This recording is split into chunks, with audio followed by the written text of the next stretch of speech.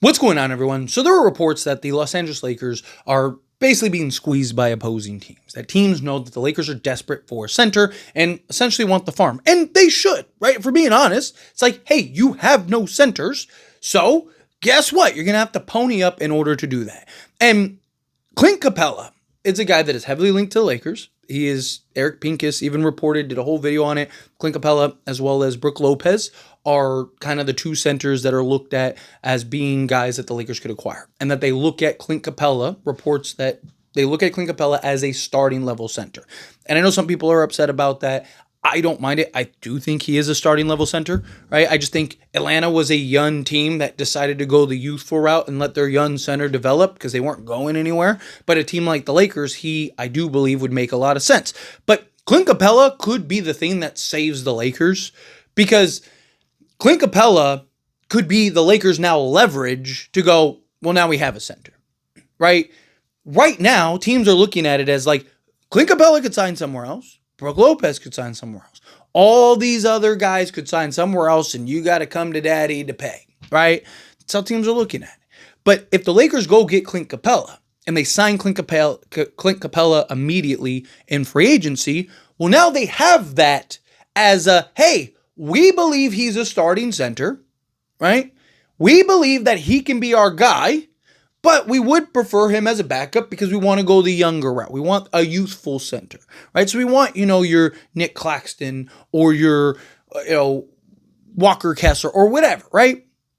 It gives the Lakers now that leverage point because now they have somebody on the roster who is proven, that can start, that can play a role, and he is an ideal Luka center. He is still one of the best offensive rebounders in all of basketball. He still is that lob threat. He still can block shots. He can still do everything. I mean, his per 36 numbers are like 15-15 with like 2 blocks, a steal, and like an assist or 2, right? And as crazy video game numbers as it sounds, he had a season literally like 3 years ago with Atlanta before Atlanta started to drop his minutes and production and whatnot, where he averaged 15 points, 14 rebounds, including 5 offensive rebounds, had 2 blocks, a steal, all of that. So even the video game per 36 is something that he could really do, right? I do believe on the Lakers, he would be a 10 to 11 rebound a game guy. I think he'd get you probably anywhere from 12 to maybe 15 points because Luka, you got to keep in mind,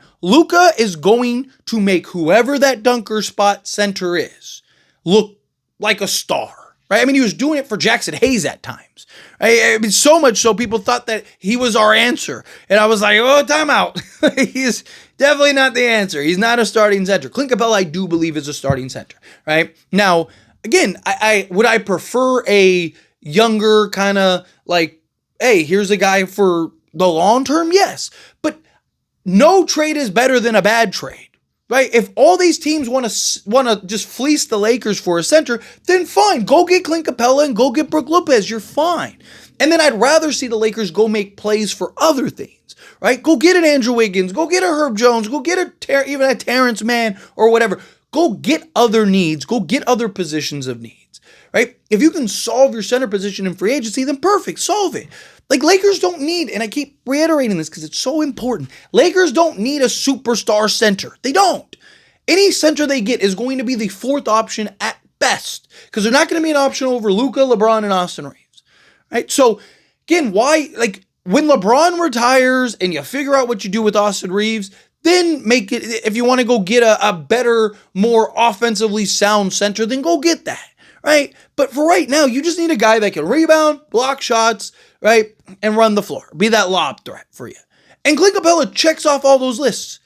I've said it from the beginning. I am totally fine if the Lakers centers are Clint Capela and Brook Lopez, or Clint Capela and a Jericho Sims, or Clint Capela and a Luke Cornett, or whatever. Like, if Clint Capela is your starting center, that's fine. There's nothing wrong with Clint Capela. Clint Capela is still great.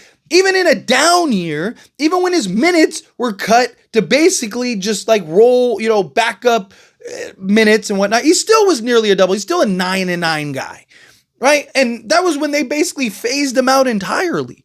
He's going to always be active on that court with Luka out there.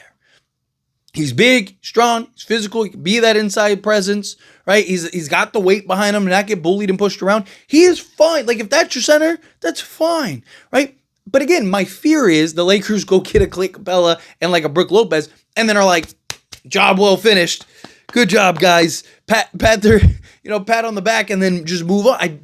I worry about. That's my concern. That's my fear. I don't want to see the Lakers do that. I want them to do that and then go, like I said, go trade for some wing depth. Can you go get some young guys? Right? Can you go make these moves that put you in a better position? Right? Like, that's my hope. But again, right now teams are looking at it as like, you have no other options. You have nothing else. So what are you going to do? Right?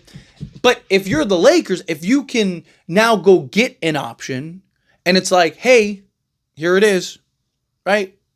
We still would like your center. We still want your center, but we're not like, we want him for what we want him for.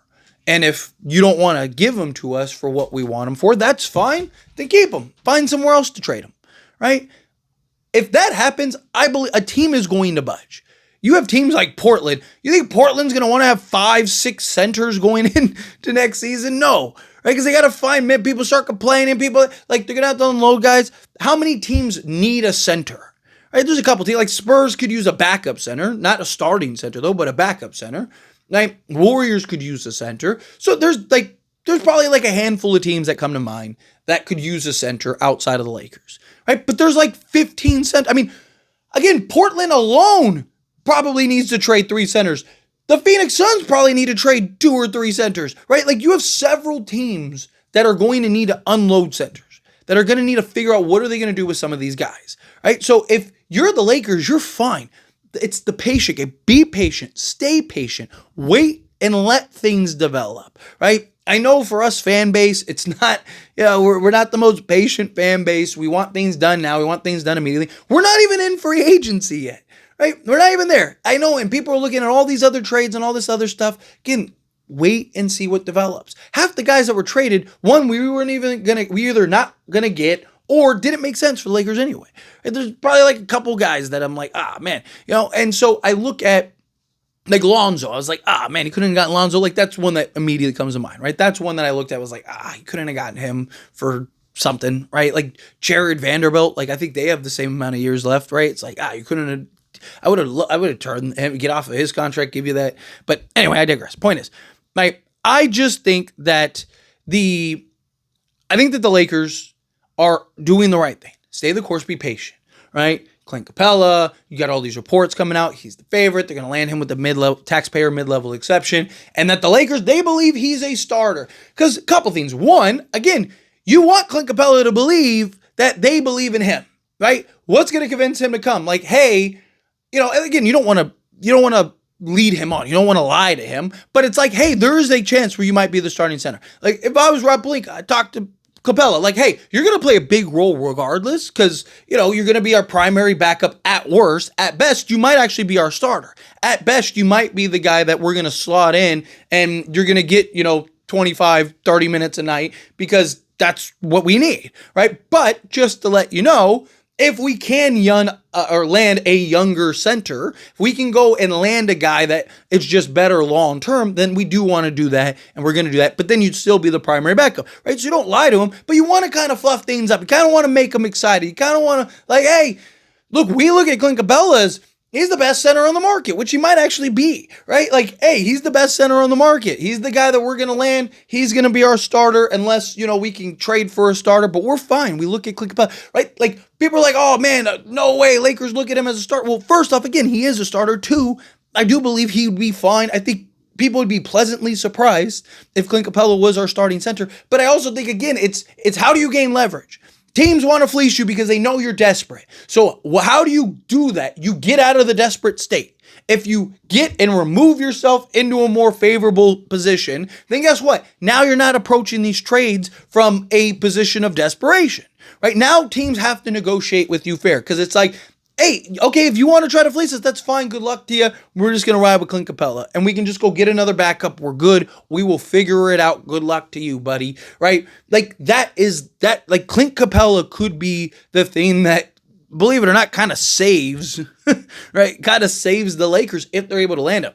Same thing with like even like a Brook Lopez, right? Like Brook Lopez, I don't really like as your starter, but again, you kind of pump him up, hype him up, like, hey, hey, we got our guy, it's fine. No, we'd prefer your guy because look, he's 37, right? Like he's older. You say the same thing with Clint Capela, right? Like, hey, we love Clint Capela. He could be our starter, but we would prefer a younger, kind of more long-term answer. But if that doesn't exist, then you just be patient. You wait. Eventually, either somebody's going to want out, somebody's going to hit free agency, or a team is going to blink and they're going to go, okay, fine, we'll just trade our guy to you because we just want to get off of him or whatever. Right? Again, like patience is everything. But how do you remain patient? You kind of fix, even if it's temporary, even if you put the Band-Aid on, for a moment, so that way you can kind of get through what you need to get through, and then you can always rip that Band-Aid off and you're in good shape, right? That's the approach that I think the Lakers should take. Clint Capela could be the answer to save the Lakers. So anyway, as always, this is a discussion. I pass the question to you. Let me know your thoughts and opinions down in the comments. That being said, if you haven't liked this video, hit that like button. Helps me out. So we enjoy these types of videos, and I truly appreciate it. Not subscribe to the channel, hit that subscribe button, turn on the bell notifications. Appreciate y'all. See you in the next one. Thank you.